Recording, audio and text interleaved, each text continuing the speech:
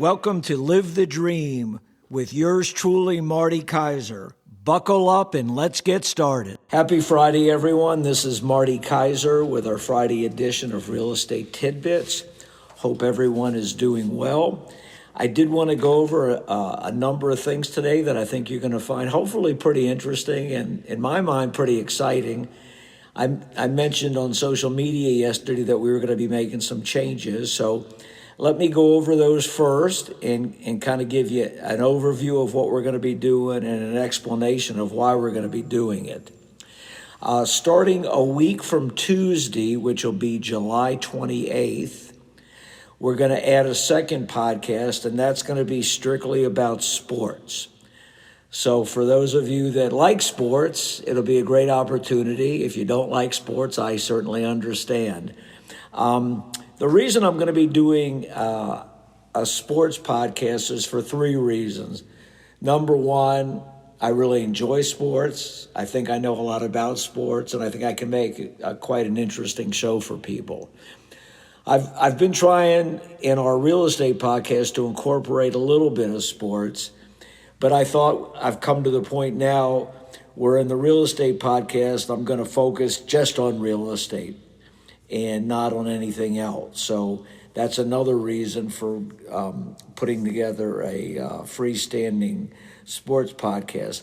Now, my sports podcast is going to feature a couple of components. As always, for those of you that are regular listeners of mine, I give my opinion. So I'm definitely going to be giving opinions on sports.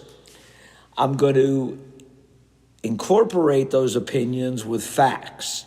As you know, I'm big on facts, especially as I've mentioned on multiple occasions, our society seems to frequently be devoid of facts when things are said that are just blatantly false. And lastly, I'm going to incorporate a lot of analysis. I've been a sports fan for a number of years. I've gone to a lot of live events. I played sports when I was younger, especially, and I think I have a good feel for breaking down sports and giving a little analysis without being too geeky or boring to people listening. The sports we're going to be focusing in on are going to be the three staples that I spend more time on, which is football, basketball, and baseball. And it'll be primarily on the professional level. I will incorporate from time to time some things about collegiate sports if they're doing things that are either significantly interesting or controversial, but the majority of the podcast will be about professional sports. So write that date down, July 28th, which is a week from Tuesday. I'm really excited about it.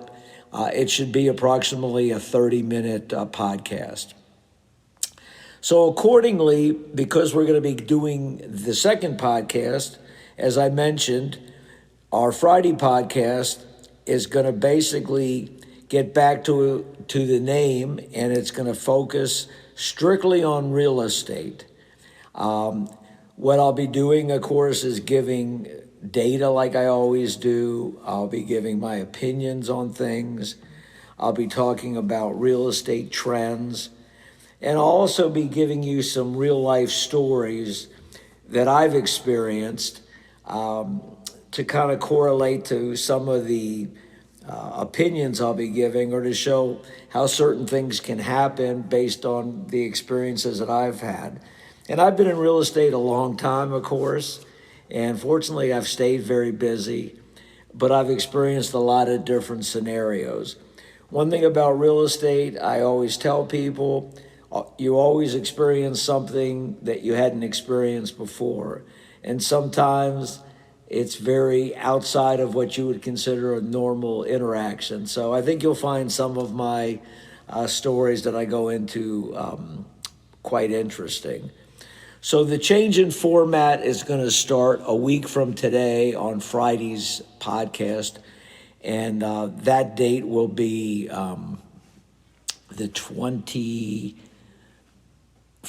of July, which is next Friday.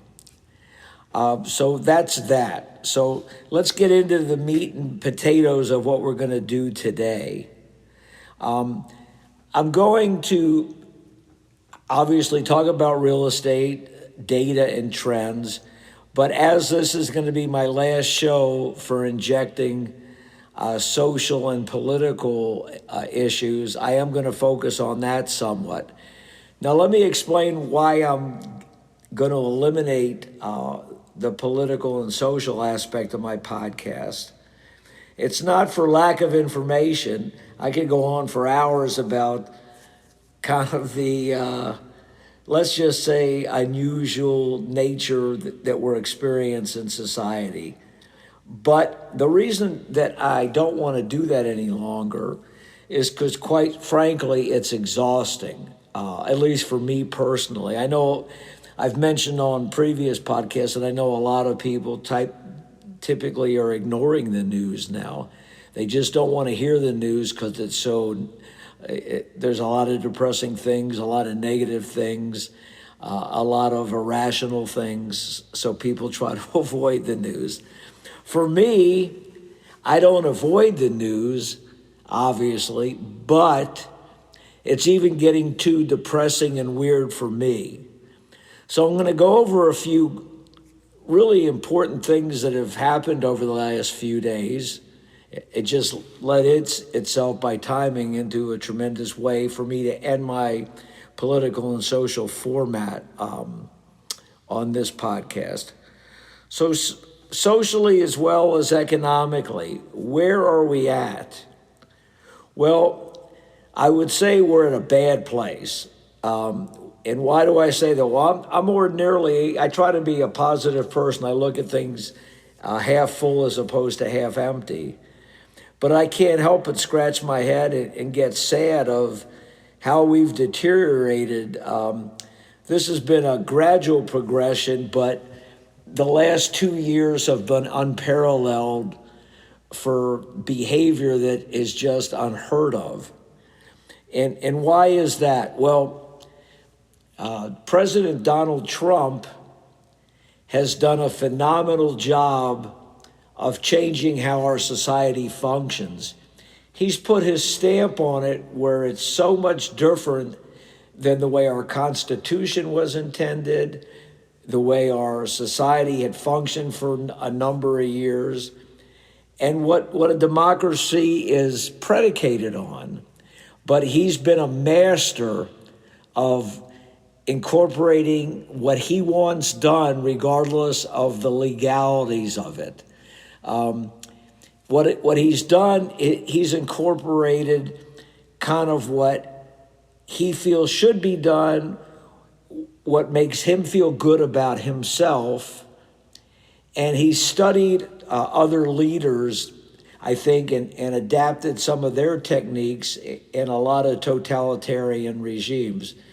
You know, like some of his role models, and he's even commented on this, Vladimir Putin in Russia, the dictator of North Korea, the gentleman that runs Turkey. He likes that they pretty much have total control. So where are we at in terms of what he's doing? Well, I would break down, and there's about a million things I could go over, but I'm going to try to break it down to 3 or 4 components. And what are they? Money and power, our foreign policy, and most noteworthy, the Iranian war, and what is a democracy, and how does that impact with him saying things that have no factual evidence, but they sow a lot of doubt in people's mind. Because think about it, what is a democracy predicated on? Well, we in the United States is supposed to be the checks and balances system with the 2 branches of government in Congress, the Senate and the House of Representatives, providing oversight and approval to policies the president's going to implement in many cases. Well, we're not doing that anymore. Basically, he just comes up with policies, and because his party, the Republican Party, is scared to oppose him, he just gets things done that you just kind of scratch your head about. And you say, am I living in the United States or am I living in a country that's a dictatorship? Well, it's hard to differentiate on a lot of levels right now. He went on TV last night and was talking about how our elections are rigged, how they're fraught with illegalities, how they're not really, they're copying more or less, in his mind, third world countries, like he referenced Venezuela and some of the other countries that have elections that we know are not legitimate. So what he's trying to do is basically undermining confidence in our electoral system, which is the predicate of democracy. And he's been doing this really ever since he got prominent in the political field, which was since early 2016. And some of the things that he said last night, so this is not something that he said years ago, this was last night. He went on and gave a message, a long speech last night. He said basically great damage has been done to our country. Our elections have been left vulnerable to being rigged and stolen, and the trust of the American people has been lost. This cannot be allowed to continue. And this all started with him to the level that it's been is he can't admit he lost the 2020 election. He went and he litigated in most of the states of the United States and lost all but one. And even the one he didn't really win. But every state ruled against him. And they have evidence that he tried to put pressure on the elected officials in Georgia to pretty much rig the election. He said, you need to find me 12,000 votes. Fortunately, even though the Secretary of State in Georgia was a Republican, he held his ground and upheld the result. But he still won't admit that he lost the election. I think he lives in a world of delusion, which is particularly scary when this guy is running the most powerful country in the world and has control of not only billions and billions of dollars, but our weaponry, which is second to none. It's just, it makes you, in my opinion, and a lot of other people that I know, and it's got nothing to do with your political views, it's a scary way to have to live.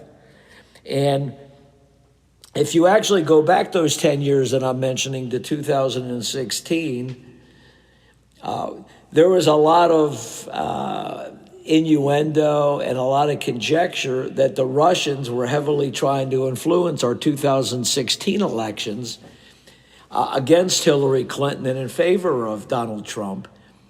But yet, even though there was a lot of sentiment about that, the Democrats didn't contest the election. You've never heard Hillary Clinton say that she won the 2016 election, even though I'm sure deep down she believes that it wasn't an even playing field. But the American system, you have to accept losing. That's just the predicate of a democracy. You can't overturn elections just because you don't like the result. And in President Trump's speech last night, he was trying to support his claim by referencing documents and previous assessments by the intelligence community. These have been known things that he's claimed before, and for the most part, from a lot of creditable sources, what he said last night, he just can't. There's no backing up of this.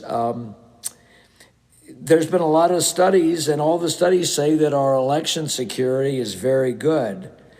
And in fact, the documents even that he referenced reached the opposite conclusion. They do not contain significant new revelations about vulnerabilities in our election system. And even one of the documents that was posted on the White House website basically stated that vote tabulation systems would be difficult to manipulate on a wide enough scale to compromise results. It's just mind-boggling what he continues to say. He's claiming that our electronic voting system can be hacked into. He's claiming that a lot of illegal people are voting. Well, there's been a lot of studies about his claims about illegal people voting, and there's been less over the last 20 years than I think 200 instances in 50 states. So it's a statistically major insignificant thing. The only thing that was agreed to is he referenced about 250,000 voters, or not voters, 250,000 people that are registered to vote that don't have status in the United States. So it's possible that that claim is true. But out of those 250,000 people, almost none of them have cast a vote. And if you think about 250,000 people in 50 states, that comes to 5,000 voters per state. So it's, again, a dramatically, statistically insignificant number. And he's just made, I won't bore you with any more data, but he's just made such irrational claims. But the reason that a lot of people feel he's doing this at this point in time, because due to his unpopularity, he's the least popular president we've had in God knows how long. Approximately 37% of the voters give him a positive rating. And most statistical and political students that just go on data and not on their political affiliations feel that the Republicans are definitely going to lose the midterm elections due to the poor job that Trump has done.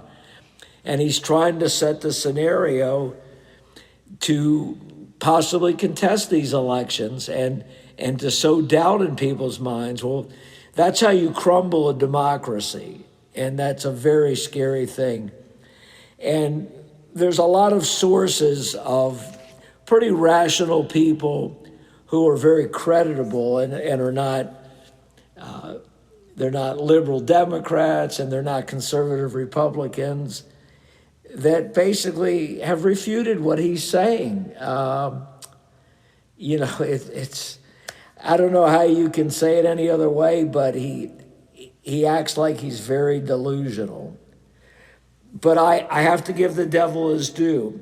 Some of the things he's done, for example, that have never been done before in the United States, he's made his family and himself, they're basically using their positions to gain unheard of wealth.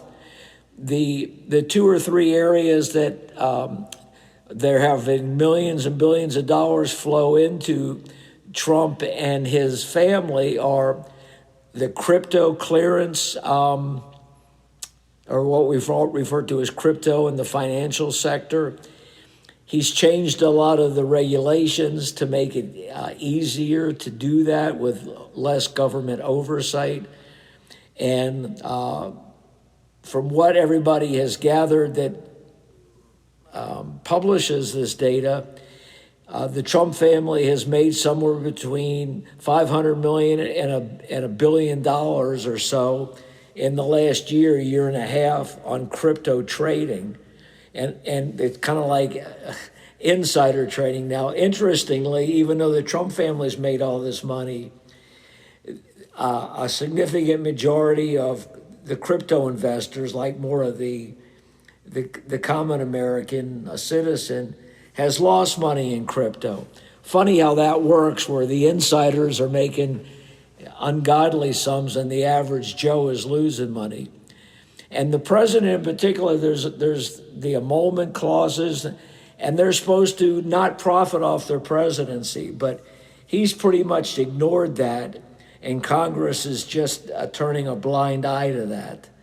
And it continues to go on. There's some other reporting that Donald Trump's sons have invested widely in the defense industry in different ownership interest they have in stocks and such. And it's funny how that correlates to this unprecedented defense activity that we've undertaken against Iran. We've spent, the latest projection I read was over $250 billion that war is running us with no end in sight.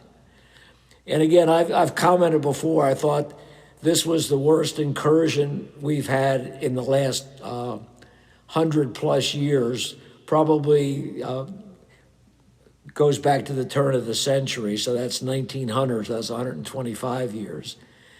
And is not only has it been a horrible thing, but there's no end in sight. Oil prices are going back up.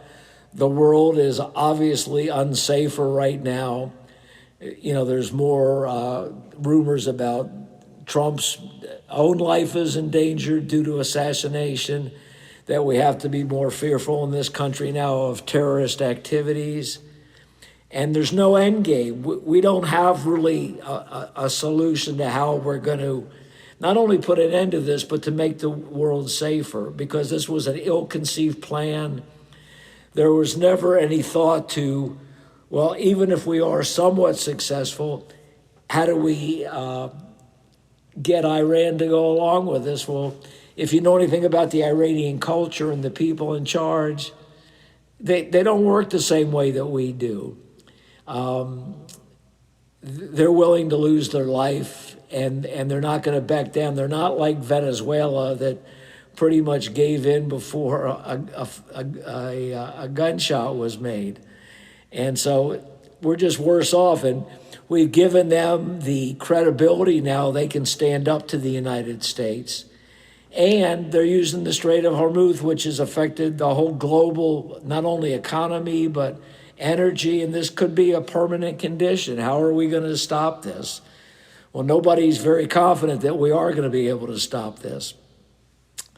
And you combine that with, you could see this war getting exacerbated, because the only way we're going to put Iran out of business, basically, is if we destroy their country. If we destroy their country, that would be like a world war, and that would be killing millions of people, and that would be also putting our boots on the ground in Iran, and then we're going to lose a lot of American soldiers. And I don't think that will happen, of course, because I think finally Congress, even though they've been gutless for the first 2 years of this term, I don't think even they would allow that, because there's a lot of anti-Iran sentiment now within both parties. So these are just some things that,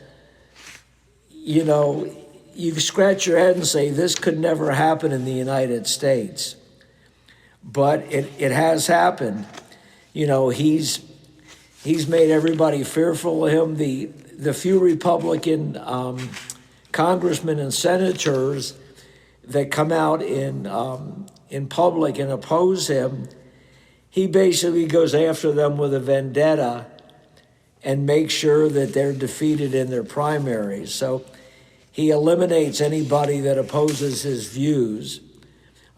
Most of the people, if not all in his cabinet, do not have the fortitude to oppose him, and they just pretty much rubber stamp. Who knows in closed doors if they're telling him that some of his viewpoints are, they're just really off center. And so I guess what I'm saying is, and I know people are probably thinking to themselves, well, I don't want to hear about this, or there's nothing I can do about it. Well, there is something you can do about it. You can vote for people that are going to have the intestinal fortitude and the integrity to follow our Constitution and not let all these illegal activities take place, and put somebody in power that's going to look out for the average American, not just for their own interest.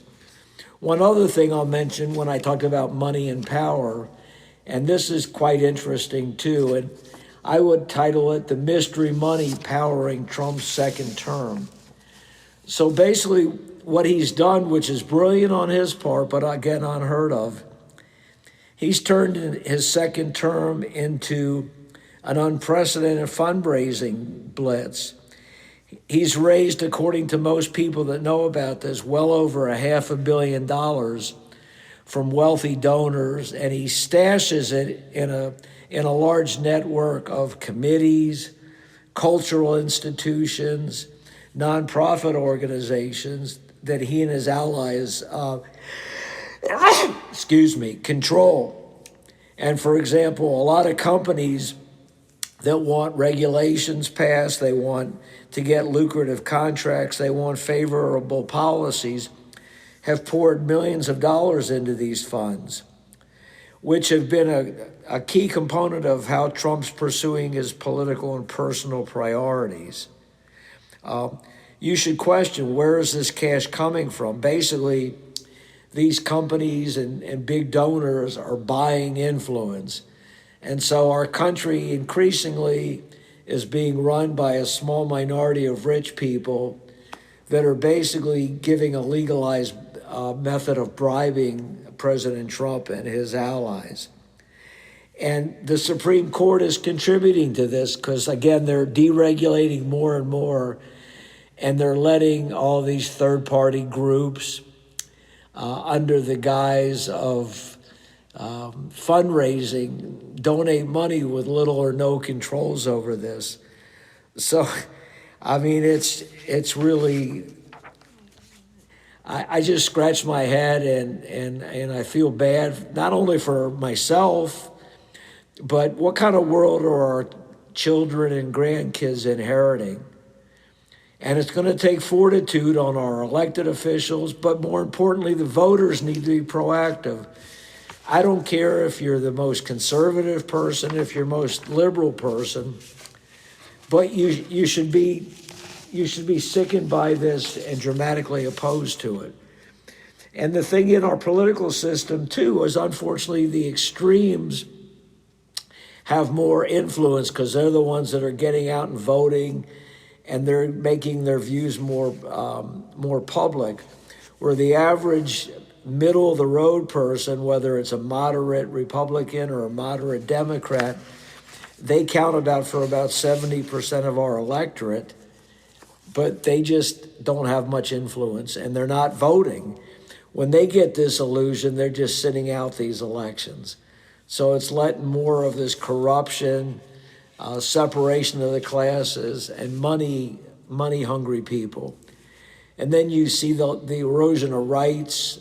ICE just killed more people this week. I mean, we've cast these illegal immigrants in such a negative light, like they're ruining our society, which I think we need to have control of our borders.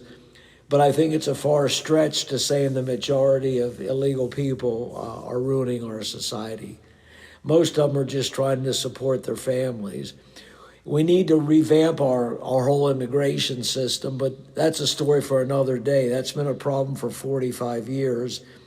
And this purge and violent activity against illegal people is not the answer to that problem.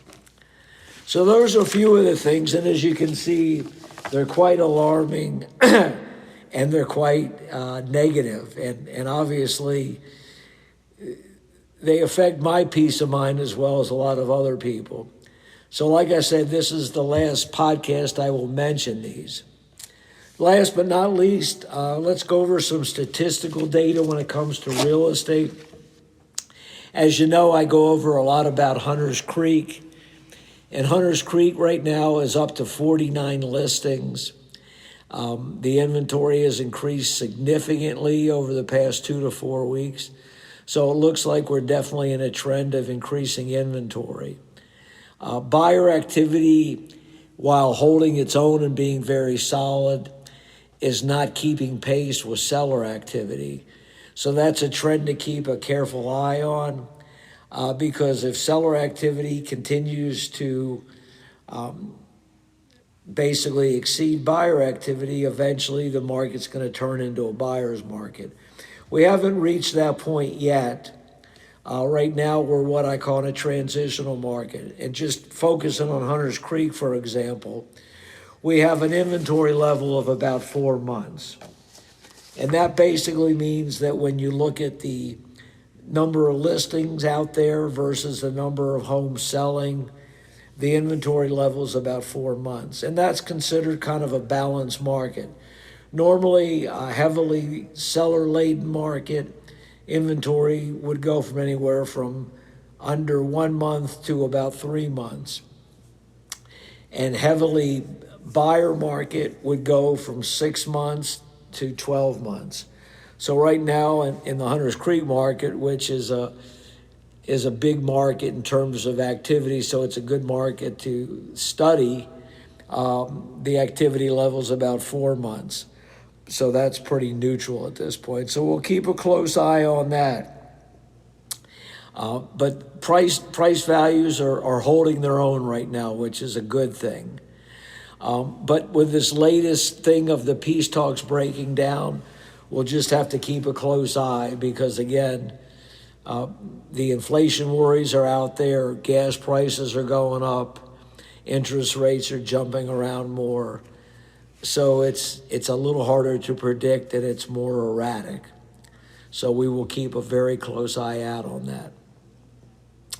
Last but not least, I did want to go over a couple of new properties we just put on the market. I just put on the market a very nice 3-bedroom, 2-bath home. It's right near the SeaWorld area. It's in a neighborhood called Parkview. It's a very well-maintained 3-2, a little over 1,500 living. Nice updates. Kitchen's been all renovated. It's extremely reasonably priced at $382,500. It's all on one level.